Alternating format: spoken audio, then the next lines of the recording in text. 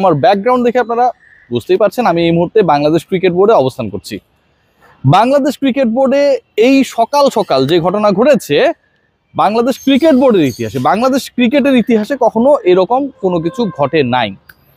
দুদকের 3 সদস্যের একটা টিম, দুর্নীতি দমন কমিশন, বাংলাদেশে বিভিন্ন পর্যায়ে বিভিন্ন সংগঠন, সংস্থা, ব্যক্তির দুর্নীতি নিয়ে বাংলাদেশে যে গর্বিত সংস্থাটি কাজ করে সেটি হচ্ছে দুদক, দুর্নীতি দমন কমিশন। সেই কমিশনের 3 জন সদস্য ঠিক এখন থেকে হাফ অ্যান আওয়ার আগে বাংলাদেশ ক্রিকেট বোর্ডে এসেছে। প্রত্যেকের যে দুদক থেকে আসা সেটা দেখে আসলে বুঝতে সুবিধা হয়েছে, কারণ প্রত্যেকেরই আসলে দুদকের ব্র্যান্ডেড জ্যাকেট পরা ছিল এবং তারা বাংলাদেশ ক্রিকেট বোর্ডের যে মূল ভবন রয়েছে, যেখানটায় প্রেসিডেন্ট, ক্রিকেট বোর্ডের ডিরেক্টরস, বিভিন্ন অপারেশনাল কমিটিগুলো রয়েছে, যেই ভবনটায় অ্যাকাউন্টস থেকে শুরু করে, লজিস্টিক্স থেকে শুরু করে, মার্কেটিং থেকে শুরু করে সবগুলো ডিপার্টমেন্ট আসলে যেই ভবনটায়, যেখানটায় দাঁড়িয়েই আসলে ম্যাক্সিমাম সময় সংবাদ সম্মেলনগুলো হয়, ফারুক আহমেদ, নাজমুল হাসান পাপন যেই থাকুক না কেন, সেই এন্ট্রি গেট নাম্বার 2 দিয়ে ভেতরে এন্ট্রি করে। সবচেয়ে সিগনিফিকেন্ট পার্ট যেটা, যে দুদক কেন বাংলাদেশ ক্রিকেট বোর্ডে, অ্যান্সার খুব সহজ, তার মানে দুর্নীতির গন্ধ এখানটায় পাওয়া গেছে।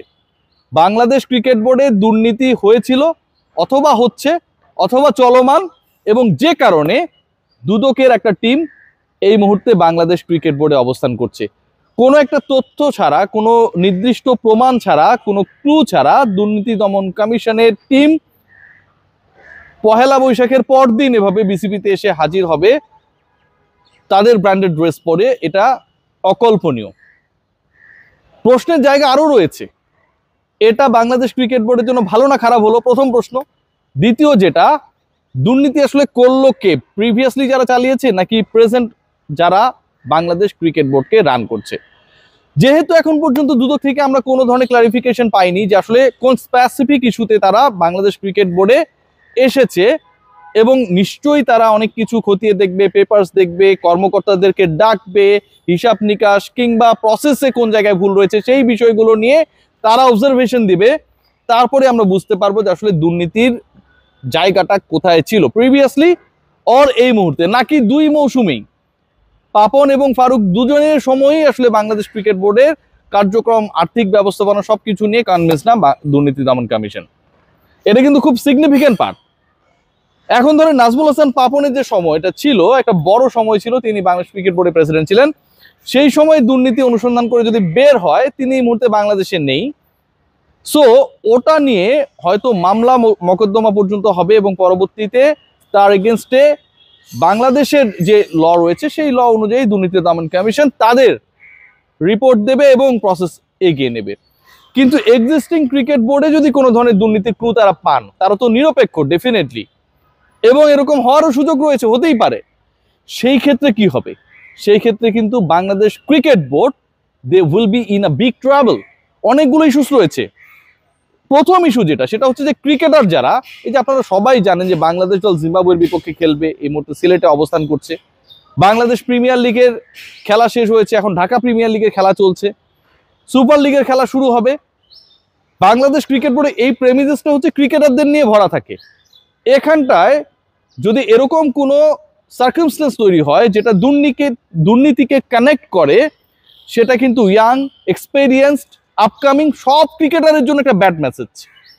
তারা কিছুটা হলেও ইতস্ত বোধ করবে, তারা কিছুটা হলেও ভয় পাবে, এবং তাদের অভিভাবক যারা, ক্রিকেট বোর্ড যারা পরিচালনা করে, তাদের প্রতি একটা ডিসরেসপেক্টের জায়গা তৈরি হবে। বাস্তবতা, এটাকে কোনোভাবে এড়ানোর সুযোগ নেই। সেকেন্ড পয়েন্ট যেটা, যদি প্রিভিয়াস বোর্ডের সাথে সাথে বর্তমান বোর্ডের কোনো ধরনের কোনো দুর্নীতির হালচাল দুর্নীতি দমন কমিশনে চোখে পড়ায়, যেহেতু একটা নিরপেক্ষ সাংবিধানিক সংস্থা এখানটায় যুক্ত হয়েছে, তাহলে সেই দায়টা তো বর্তমান ক্রিকেট বোর্ডের টপ নচ যারা, তাদের উপর বর্তাবে। সামনে ইলেকশন রয়েছে, বাংলাদেশের এশিয়া কাপ রয়েছে, পাকিস্তান আসবে, বাংলাদেশ পাকিস্তানে যাবে, শ্রীলঙ্কা ট্যুর রয়েছে, এবং আগামী বছরের শুরুতেই বলা চলে বাংলাদেশের ওয়ার্ল্ড কাপ রয়েছে টি-20 ফরম্যাটে। সবকিছু মিলে বিসিবি একটা বড় ধরনের প্রেসারে পড়বে। শুধু সেটা না, আইসিসি বাংলাদেশ ক্রিকেট বোর্ডকে নিষিদ্ধও করতে পারে যদি কোনো ধরনের গ্রস দুর্নীতি চিত্র পাওয়া যায়।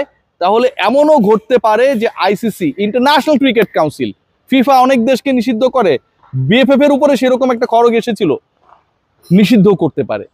এরকম ঘটনা যদি ঘটে বাংলাদেশ ক্রিকেটে কালো অধ্যায় আসন্ন। বাট আমরা এক্সপেক্ট করি যে বিসিবি নিয়ে বাইরে যে রিউমার্স গুলো রয়েছে সেগুলো যেন সব ভুল হয়, মিথ্যা হয়। দুদক কর্মকর্তারা যারা এখানটায় পর্যবেক্ষণে এসেছেন তারা যেন পরবর্তী সময়ে বাংলাদেশ ক্রিকেট বোর্ডে কার্যক্রম পর্যবেক্ষণের পর এটা বলতে পারেন যে এটা খুব ভালোভাবে চলছে। যদি উত্তরটা হয় না, ঠিকভাবে চলছে না, তাহলে আইসিসি থেকে নিষেধাজ্ঞা আসা যেমন সময়ের ব্যাপার, বাংলাদেশের ক্রিকেটার যারা আপকামিং এক্সপেরিয়েন্স এবং এমার্জিং সবার জন্য একটা ব্যাড মেসেজ যাবে। অভিভাবক যদি চোর হয় তাহলে নিশ্চয়ই সেই অভিভাবককে সন্তানরা রেসপেক্ট করবে না, এটাই বাস্তবতা। দুদকের টিম এই মুহূর্তে বাংলাদেশ ক্রিকেট বোর্ডে, এটাই latest update from my channel.